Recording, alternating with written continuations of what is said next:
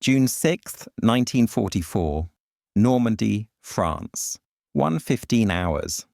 The wind howled over the darkened coast, rattling the barbed wire strung along the dunes. Rain swept across the Atlantic in cold, stinging sheets. Beneath the grey clouds, radar stations along France's northern coastline flickered with life.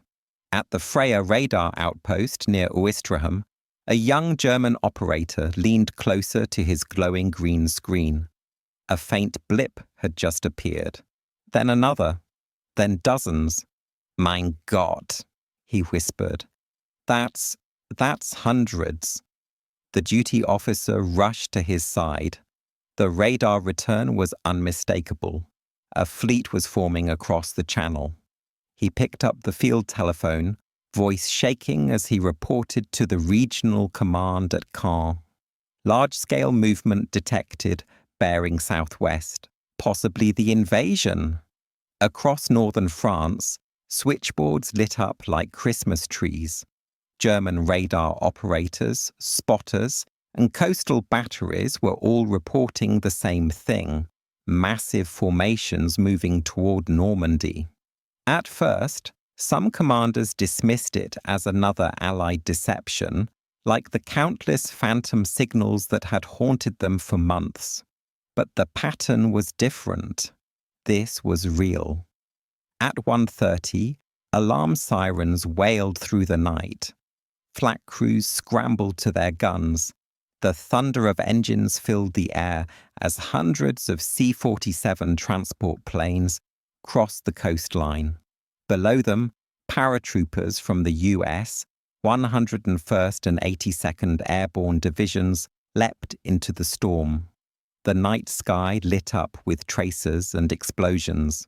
Some men landed miles off course, tangled in trees or drowning in flooded fields. Others gathered quickly, rifles raised, already fighting. The invasion of Western Europe had begun. But while the beaches erupted into chaos, 1,000 kilometers away, in the Bavarian mountains, Adolf Hitler was asleep. Inside his fortified residence, the Berghof, his staff walked on eggshells. The Führer had gone to bed late, around 3 a.m. His strict routine forbade waking him before 10 under any circumstance, unless the Reich itself was collapsing. And to his staff, this invasion might have been the start of exactly that. But no one dared to decide what collapse truly meant without his word. In the early morning hours, General Alfred Jodl, chief of the operations staff of the OKW, Oberkommando der Wehrmacht, reviewed the incoming reports. They were fragmentary and conflicting. Paratrooper landings all over Normandy, naval gunfire, and radar confirmations of ships heading south from Britain. But Hitler had always insisted that the Allies would strike at Calais. Normandy, he'd once scoffed, is a diversion at best. Jodl stared at the maps, frowning. He needed Hitler's authorization to release the Panzer reserves, the 12th SS Hitler Jugend Division and the Panzer Lehr. They were Germany's best armoured formations in the West, and they were waiting inland. Without Hitler's order, they couldn't move. By dawn, the coastal defences were burning. The 352nd Infantry Division reported heavy bombardment along Omaha and Utah beaches. Field Marshal Gerd von Rundstedt, the Commander-in-Chief West, demanded immediate reinforcements. He called Jodl in Berlin. "Tell the Führer," Rundstedt barked, "the invasion is here." But Jodl hesitated.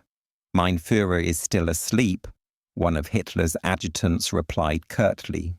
Rundstedt slammed the receiver down in fury. "Then wake him!" The reply came minutes later. "We cannot." Not yet. So the panzers waited. The officers waited.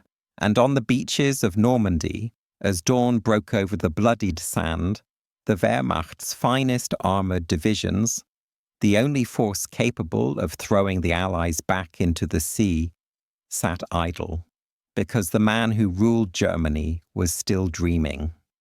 6 o'clock hours, Normandy. The grey light of dawn crept over the channel, revealing a sight that froze even hardened soldiers in disbelief. The sea was covered, thousands of ships stretching from horizon to horizon. Battleships, cruisers, landing craft, transports, an armada unlike anything the world had ever seen. From the cliffs above Omaha Beach, German artillerymen watched through binoculars as the horizon flashed white. Then came the sound, a rolling, endless thunder as naval shells screamed overhead and tore into their concrete bunkers. The air reeked of cordite and pulverized stone. A gun crew of the 716th Infantry Division tried to return fire, but a 14-inch shell from the USS Texas slammed into their position, silencing them in an instant. On the beaches below, the first wave of American soldiers stumbled out of their Higgins boats into waist-deep water. Many never reached the sand. MG-42 machine guns, the Hitler saws, cut through the surf, spraying death in controlled bursts of 1,200 rounds per minute. The men of the 1st and 29th Infantry Divisions fought to crawl forward, dragging wounded comrades across the tide. Corporal Charles Shea, a combat medic with the 16th Infantry, waded through the water under fire, hauling bleeding men to safety. There was no cover, he later recalled, just bodies and chaos. Yet behind this slaughter, the Germans themselves were fracturing. At Caen, Field Marshal Erwin Rommel's headquarters was eerily quiet. Rommel wasn't even there. He had returned to Germany for his wife's birthday, certain that bad weather would delay any Allied invasion. His chief of staff, General Hans Speidel, was fielding panicked reports. "Where are the panzers?" officers demanded. "Why are they not moving?" Speidel knew the answer. Hitler's approval was required for any major deployment, and Hitler still slept. At 7 o'clock, Rundstedt phoned OKW again. "We are being overrun. The situation demands immediate counterattack," he shouted. Jodel's weary voice replied, "The Führer still believes this is a diversion. The main landing will come at Calais by now. Allied deception operations, codenamed Operation Fortitude, had done their work. Fake radio traffic, inflatable tanks, and double agents had convinced German intelligence that General George Patton commanded a massive 1st US Army Group in southeast England, poised to strike Calais. To Hitler, Normandy was just bait. Meanwhile, the reality on the ground was undeniable. British and Canadian forces were pushing inland from Sword, Juno, and Gold Beaches. Airborne units had captured bridges and crossroads. Communications were collapsing as Allied fighters strafed German convoys on the roads. At the 21st Panzer Division's base near Falaise, Colonel Hermann von Oppeln-Bronikowski was ready to move. His tanks were fueled, crews briefed. But the order to counterattack had not come. He paced his command post, muttering curses. Every hour lost meant the Allies were building strength. Finally, just after 9 o'clock, the phone rang. A voice from OKW. "Hold your position." Await the Führer's decision, von Oppeln-Bronikowski slammed the receiver down, fury etched across his face. "Decision?" he spat. "The enemy is already here."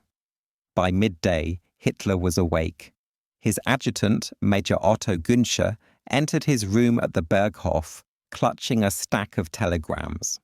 The Führer emerged from his chambers in his usual morning robe, expression groggy, hair dishevelled. "What is it now?" he demanded. Reports from the Western Front, mein Führer, Günscher replied carefully. Large-scale landings near Caen, Bayeux and Carentan. Airborne troops behind our lines. Normandy sector Hitler stared at the maps laid out before him. Normandy, he murmured. A feint. The main blow will come at Calais. No one in the room dared challenge him. It wasn't until late afternoon that the first panzers began to move. Too late to reach the beaches before the Allies had dug in, built supply points, and flooded the countryside with men and armour. And as the sun set over the burning coastline, the German generals realised the truth. They had lost the day because their leader had refused to believe what his own eyes and his own men had already seen. Evening, June 6th, 1944. The smoke from the beaches drifted inland, thick and acrid, mingling with the scent of wet earth and diesel. Allied engineers worked furiously under fire, clearing mines and laying down the first temporary roads. By nightfall, over 150,000 men had landed, Americans, British, Canadians and Free French troops, each one clawing a fragile foothold on Fortress Europe. But for the Germans, confusion reigned.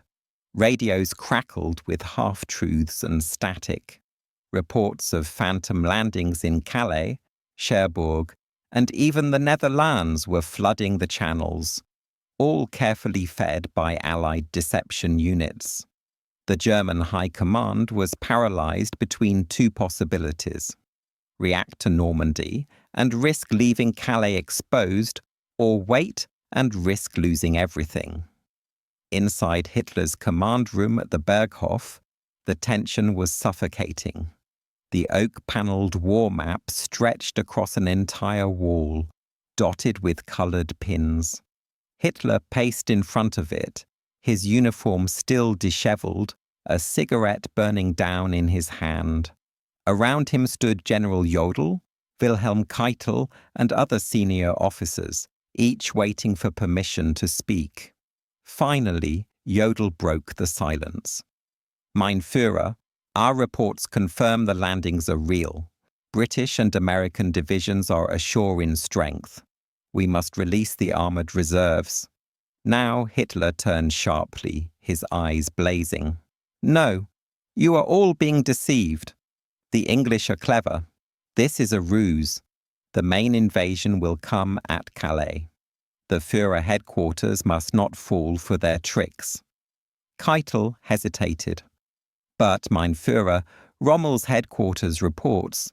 Hitler cut him off with a raised hand. Rommel is not even there. He doubted my judgment, and now he is absent when destiny calls. Number. We wait. He jabbed a finger at the map, at the narrowest point of the channel. Here, Calais. That is where Patton's army will strike. Normandy is just the curtain. Behind it lies the true performance. The officers exchanged silent glances. None dared to contradict him. While Hitler argued with ghosts, in Normandy the battle raged on. At Villers-Bocage, columns of German armour began to inch forward. Too late, too slow. The 21st Panzer Division finally received partial clearance to counterattack near Caen. By dusk, their Panzer IVs rolled toward the coast, engines growling through the orchards and hedgerows. For a brief moment, it seemed as if they might turn the tide. The German tanks burst through British lines near the city, scattering infantry and anti-tank guns. A lone British officer, Lieutenant Den Brotheridge of the 6th Airborne, tried to rally his men at Pegasus Bridge. "Hold the line," he shouted, moments before a sniper's bullet struck him down. He would become one of the first Allied officers killed on D-Day. But the counterattack soon faltered. Allied naval guns pivoted inland, raining shells on the advancing panzers. Typhoon fighter bombers swooped low, their rockets shrieking down like banshees. One after another, the German tanks exploded in fields of fire and twisted steel. In Berlin, Hitler was informed that the panzers had engaged. He brightened slightly. "You see," he said triumphantly, "the Allies are wasting their strength. Once the real invasion begins at Calais, we will crush them." His officers said nothing. They knew the truth. The Allies had broken through, and every hour of delay had cost Germany irreplaceable ground. By midnight, the once invincible Atlantic Wall, Hitler's pride, his impregnable fortress, was pierced in 5 places. At Omaha, the beaches were still littered with the dead, but American engineers had cleared the exits. At Gold and Juno, British and Canadian forces were linking up. Inland, paratroopers were holding bridges that would bring tanks and trucks streaming from the beachheads. And still, the order to fully commit the armoured reserves did not come. As Hitler retired again to his quarters near 2 a.m., exhausted and convinced the real attack was yet to come, the generals around him stood in silence, realizing that the war in the West had been lost not by the strength of Allied steel, but by the blindness of one man's belief. June 7th, 1944, 0700 hours. The morning fog still clung to the Norman countryside. Allied columns were rolling inland now, the rumble of Sherman tanks and the grind of half-tracks echoing down narrow hedgerows. Overhead, the drone of aircraft was constant, a metallic hum that reminded every German soldier that the skies no longer belonged to them. In Paris, Field Marshal Rundstedt's headquarters was a storm of chaos. Officers shouted over one another as messengers ran in and out with dispatches from Caen, Bayeux, and Carentan. The situation maps showed the unthinkable. 5 separate Allied beachheads, all expanding. Rundstedt slammed his cane against the floor. "Where are the panzers?" he shouted. "We're bleeding to death while they wait for permission." In a small room nearby, Rommel's aide-de-camp was on the phone with Berlin, pleading for orders. "The invasion is not a diversion," he said through clenched teeth. "It's the main attack. If we don't counter now, we will lose France." But the reply from OKW was infuriatingly familiar. "The Führer believes the decisive landing is still to come at Calais." No movement until further confirmation. Hitler's obsession with Calais had become a doctrine, a dogma no one could challenge. The phantom army of Operation Fortitude still loomed large in German intelligence reports. Allied double agents, especially Juan Pujol Garcia, codenamed Garbo, continued feeding Berlin false information. The landings in Normandy are merely preliminary. The main strike at Calais will follow in 2 weeks. Hitler read these reports personally. He underlined key passages, nodding as if they confirmed what he had known all along. "You see," he said to Jodl, "I was right to wait. The enemy wants me to move my tanks too soon. Let them waste themselves in Normandy." Jodl didn't respond. He'd seen the reconnaissance photos, real ones, of Allied divisions pouring ashore. Deep down, he knew the truth. But to contradict the Führer in that room was to invite destruction. Meanwhile, Rommel was racing back to the front from his home in Herrlingen, his car pushing over 100 kilometers per hour down narrow roads. As he approached La Roche-Guyon, the new reality unfolded before him. Bridges gone, roads cratered, columns of burning vehicles. When he finally arrived at Army Group B headquarters, he went straight to the operations room. "Who controls the reserves?" he demanded. Only the Führer, Speidel replied grimly. They're still waiting near Paris. Rommel slammed his fist onto the map table. Then the war in the West is already lost. Back in Bavaria, Hitler's day was progressing as usual. Breakfast around noon, tea with Eva Braun, a midday briefing. His staff tried again to convey the scale of the situation. Rundstedt's reports were dire. Rommel was practically begging for action. Hitler lit another cigarette and stared out the window toward the Alps. Rundstedt always panics, he muttered. And Rommel? He's good, but too impulsive. They all underestimate my enemy's deceit. Calais is the key. When they show themselves there, we will strike. At 1400 hours, the first full photographs of the Normandy beaches arrived by courier. They showed lines of ships, supply dumps, and Allied command posts already operational. Jodl laid them on Hitler's desk in silence. For several minutes, Hitler said nothing. Then quietly, he murmured, So, it is no diversion? Jodl nodded. Nein, mein Führer. It is the invasion. A long silence filled the room. Then suddenly, Hitler erupted in fury. He swept the papers off the table, shouting that his generals had failed him, that the Wehrmacht had been unprepared, that the Luftwaffe had abandoned its duties, that the Almighty himself had betrayed the Reich. By the time his rage subsided, the opportunity was gone. The panzers finally moved that evening, rolling through shattered villages toward the front. But the Allies had already secured their beachheads, dug in their artillery, and established air superiority. Every kilometre they advanced was under the watchful eye of Allied reconnaissance.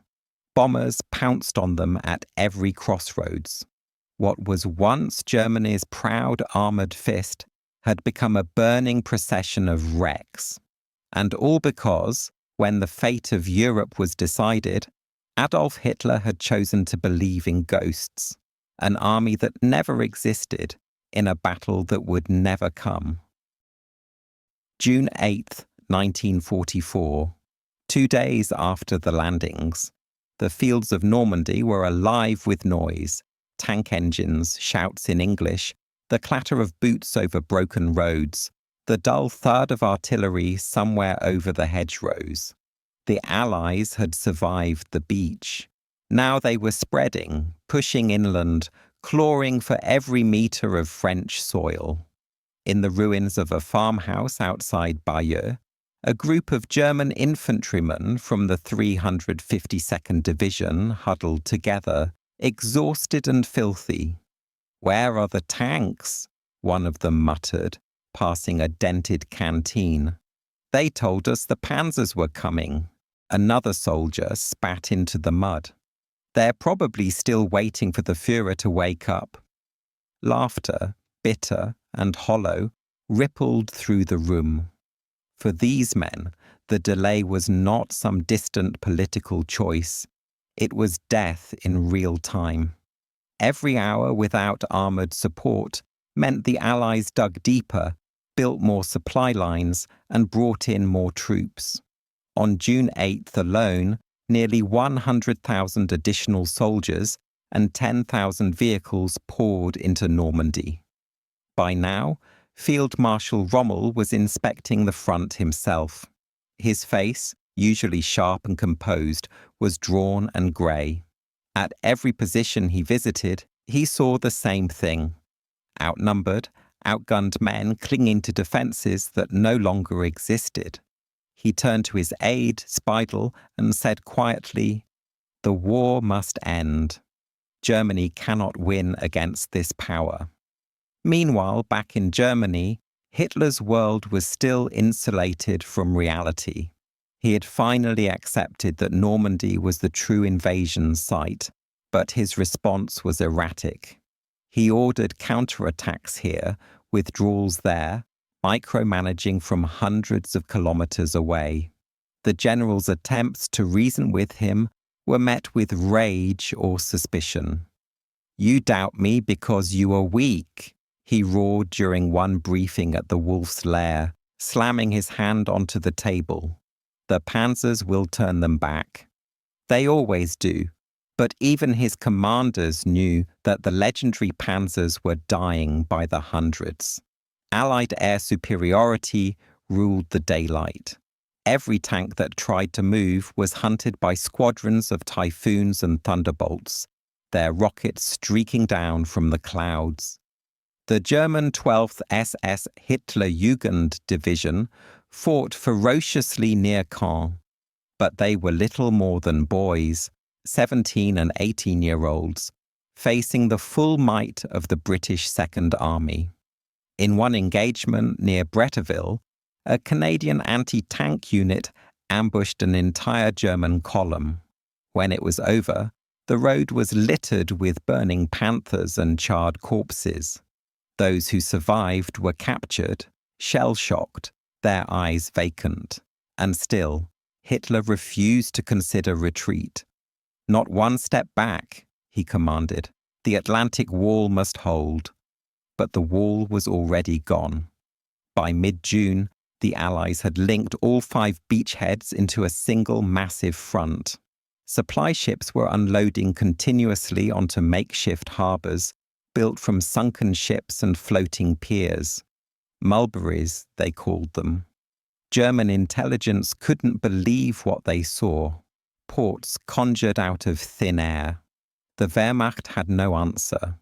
Rundstedt and Rommel, now in near despair, met privately in La Roche-Guyon. Both were veterans of countless battles, and both knew what this meant. "We must make peace," Rundstedt said bluntly, "before Germany is destroyed." Rommel nodded, but his gaze was distant. Try telling that to a man who believes himself the hand of fate. Their words would soon reach Hitler, and the reaction was predictable. Furious accusations of defeatism, betrayal, even treason. He screamed that Rommel was a coward, that Rundstedt had lost his nerve, and when news came of the failed assassination attempt a month later, the July 20th plot, Hitler's paranoia reached its peak. Rommel, the desert fox, would be forced to take poison rather than face public disgrace. Rundstedt would be dismissed, but by then, the outcome was beyond doubt. The Allied advance from Normandy was unstoppable. The German army, once the terror of Europe, was now in retreat. In the ruins of Caen, beneath the distant roar of British artillery, a young German lieutenant wrote in his diary, "We are dying for a man who sleeps through history." He was right. Hitler's refusal to act, his blindness, his pride, his delusion, had doomed the defense of the West. The 1,000-year Reich had less than a year left to live. And it all began on a stormy morning in June, when the world changed, and its most powerful man refused to wake up.